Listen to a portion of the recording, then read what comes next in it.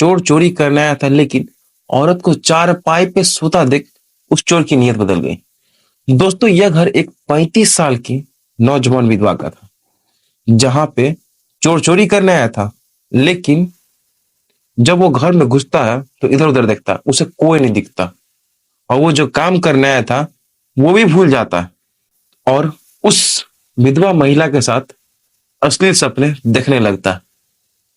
और और उस महिला के बगल में चारपाई पर जाकर बैठ जाता है और उस महिला को इधर उधर छूने लगता है। जैसे ही वो महिला को छूता, तो महिला की नींद टूट जाती है और महिला झट से उठ जाती है, और चोर इतना डर जाता है कि डर के मारे वो चारपाई के नीचे जाके छुप जाता है।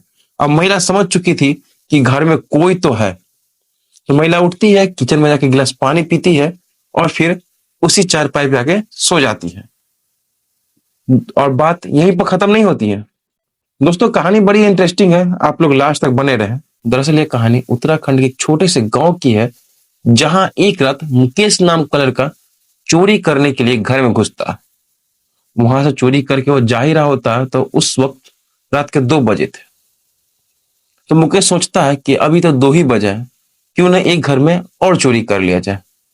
तो वह जैसे ही दूसरे घर में चोरी करने घुसता है, तो वह इधर उधर देखता है, तो उसे एक महिला चारपाई पे सोती हुई दिखती है, जिसे देख करके मुकेश अपना होश खो बैठता है। मुकेश उस औरत को देखकर इतना मनमोहित हो जाता है कि उस महिला के बगल में बैठकर उसे यहाँ वहां छूने लगता है, और जैसे ही वो महिला को छूता कि महिला की नींद टूट जाती है और महिला झटक से उठ जाती है। मुकेश डर के मारे उसी चारपाई के नीचे जाके छुप जाता है, और महिला उठती है और वो समझ गई थी कि घर में कोई तो है। तो महिला उठती है और पानी पीने जाती है, और पानी पीते पीते सोचती है आखिर कौन था जो मुझे छू रहा था। वो सोचने लगती है और इधर उधर देखती है, तो उसे कुछ नजर नहीं आता।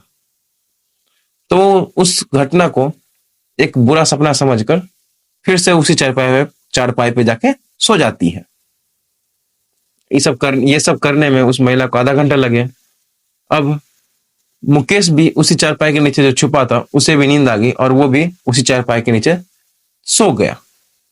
अब सुबह के 3 बज रहे थे और रूबी उठकर गांव के महिला के साथ खुले मैदान में शौच करने के लिए जाती है।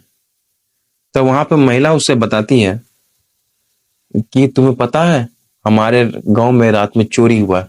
चोर रात में 3 लाख का पैसा और सामान चोरी करके भाग गया। अब रूबी को समझने में जरा सी भी देर नहीं होती है, वो वहां से दौड़कर सीधे घर आती है और घर में तलाशी करने लगती है। तब रूबी की नजर चारपाई पे पड़ती है, तो वो देखती है कि चारपाई के नीचे एक लड़का सोया हुआ। यह देख के रूबी चिल्लाना चाहती थी, लेकिन वो सोचती है कि जब गांव वालों को पता चलेगा कि एक ही कमरे में मैं और चोर एक साथ हैं, तो गांव में मेरी बदनामी होगी। तब रूबी झाड़ू लेकर मुकेश को ऐसे उठाने लगती है, लेकिन मुकेश जो घोड़ा बेच के सोया था, उसका नींद नहीं टूटता। तब तब रूबी एक गिलास पानी लाती है और मुकेश के मुंह पर मारती है। तो मुकेश फुरफुरा के उठता है और भागने की कोशिश करता है, लेकिन जब उसकी नजर उस रूम पर पड़ती है और देखता है कि उस रूम में सिर्फ 2 ही आदमी है, रूबी और वो खुद, तो वो रूबी के पैर पकड़ लेता है और उससे माफी मांगने लगता है। कहता है मुझे बचा लो और मुझे माफ कर दो, मुझसे गलती हो गई और मुझे बचा लो, वरना गांव वाले मुझे मार देंगे। यह सुनकर रूबी रूबी थोड़ा भावुक हो जाती है। इतने में ही रूबी के दरवाजे पे कुछ लड़के पहुंचते हैं और उससे कहते हैं, भाभी आपको पता है हमारे गांव में रात में चोरी हुई है। तो रूबी वहां पे कहती है, अरे चोर चोरी करने के बाद थोड़ी रुकेगा, वो तो चला गया होगा। तब वो लड़के कहते हैं कि नहीं भाभी, उस चोर के आने का तो रिकॉर्ड सीसीटीवी में रिकॉर्ड हुआ, लेकिन उस चोर के जाने का सीसीटीवी में रिकॉर्ड नहीं हुआ। अब मैं बता दूं आपको कि उस गांव में आने जाने के लिए सिर्फ एक ही रास्ता था, जहां पर गांव वालों ने सीसीटीवी कैमरा लगा रखा था। वहीं पर मुकेश के गांव आने का तो रिकॉर्ड हुआ, लेकिन वहां से जाने का रिकॉर्ड नहीं हुआ। तो तब लड़के कहते हैं कि उसने गमछा बांध रखा था, जिससे उसका चेहरा नहीं दिख रहा। वो यही आसपास में या फिर किसी पहाड़ पर जाकर छुपा होगा। हम लोग उसे खोज रहे हैं, अगर आपको दिखे तो हमें जरूर बताना, हम उसको मारते मारते उसका कचुम्बर बना देंगे। इतना कहकर वो लड़के वहां से चले जाते हैं। रूबी भी अब कमरे में आ जाती है और मुकेश से कहती है, तुम यहाँ से चले जाओ वरना गांव वाले तुम्हारे साथ साथ मुझे भी मार देंगे। तब मुकेश रूबी के पैरों में गिड़गिड़ाने लगता है और कहता है कि मैं अभी नहीं जा सकता, अगर मैं अभी गया तो गांव वाले मुझे मार देंगे। तब तब रूबी कहती है, मैं वो सब नहीं जानती, तुम यहाँ से सिर्फ चले जाओ। तो मुकेश रूबी के पैर पकड़कर रोने लगता है और कहता है, मैं चला जाऊंगा लेकिन अभी नहीं, मुझे अभी किसी भी तरीके से छुपा लो और मैं खुद यहाँ से चले जाऊंगा।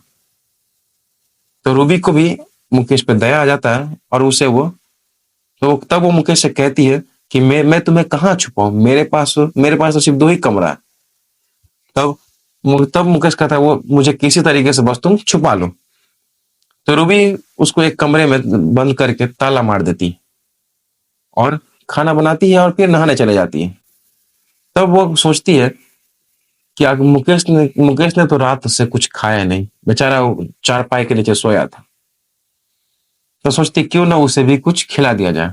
जब रूबी नहा के जैसे ही निकलती है तो मुकेश को खाने के लिए देती है और उससे पूछती है कि तुमने जो 3 लाख रुपए चुराए वो कहाँ है। तो मुकेश कहता है, मैंने 3 लाख नहीं, सिर्फ 10,000 और छोटे बच्चों के 2 पायल चुराए, तुम्हारे गांव वाले झूठ बोल रहे हैं। तब रूबी कहती है कि रात में तुम ही थे ना जिसने मुझे यहाँ वहां टच किया था। तो मुकेश कहता है, मुझसे गलती हो गई थी, मुझे माफ कर दो, मैं बहक गया था, मैं अपना होश खो बैठा था। तो फिर रूबी पूछती है, अगर नहीं उठती तो तुम मेरे साथ क्या सब करते।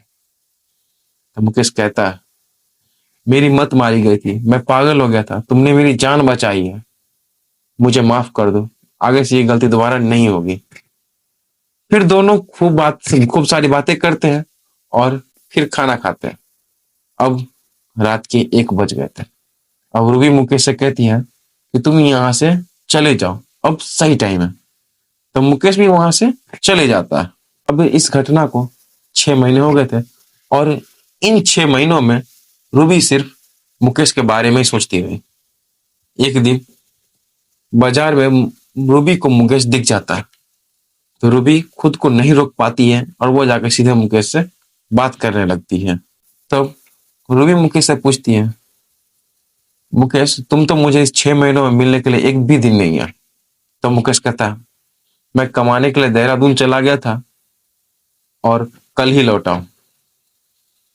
तब वो दोनों खूब सारी बातें करते हैं और उसके बाद वो दोनों घर आ जाते हैं। रूबी रूबी को भी मुकेश से प्यार हो गया था और मुकेश को भी रूबी से प्यार हो गया था। इसके बाद दोनों एक दूसरे के प्यार में पड़ जाते हैं और फिर दोनों की शादी हो जाती है। तो बस यही तक कहानी थी। ये कहानी आपको कैसी लगी जरूर कमेंट कीजिएगा और ऐसे ही कहानी के लिए हमारे साथ जुड़ेगा। मिलते हैं अगली वीडियो में।